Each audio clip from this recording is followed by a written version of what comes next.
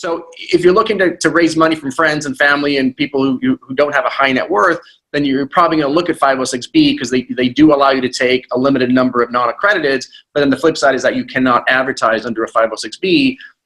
Other people are really good at advertising and marketing, so they go the 506C route, but then they're limited to only accredited investors. Yeah, absolutely. And that's obviously very important based on either how much experience you've had or if you're coming into it with connections, etc. Right? As I guess that's where we're going at. Because I specifically saw you post this and I thought it was very interesting about how stay off of social media. And and that was I saw that was a very notable post. And I think that's interesting because it's the complete opposite of what we're being told. But you have to be very careful from a regulation perspective is what you're saying for the 506B. Yeah, I mean, people, for some reason, I think people just forget that, Facebook and all these social medias, LinkedIn, they're all just like your website, by the way. Your website's public. Your website is being blasted to the world. Yeah. And so anything you put on your website, everyone's going to see and is going to be considered advertising to the extent you put something in there.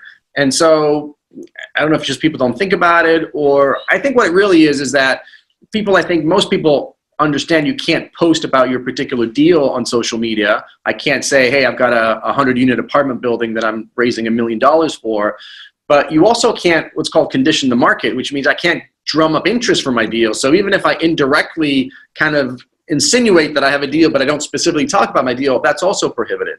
And I think that's where people get a little bit caught up because they clearly are posting things that reference either directly or indirectly. It's clear that they're raising money and they're indirectly looking for people to call them and pick up the phone and call them and express interest about their offering. And that's where we'd be in violation of those advertising rules. Yeah. So it's funny that you say that because I'm sure, okay, you're being in this space too. And now obviously we know the marketing is everything and brand awareness. I mean, you're doing a great job of it. So I just came back from, let's say, Growth Con, right? Like a Grant Cardone who is obviously working with accredited investors. And we're not putting anybody on blast or anything like that, but I think it's a good example because we know who he is.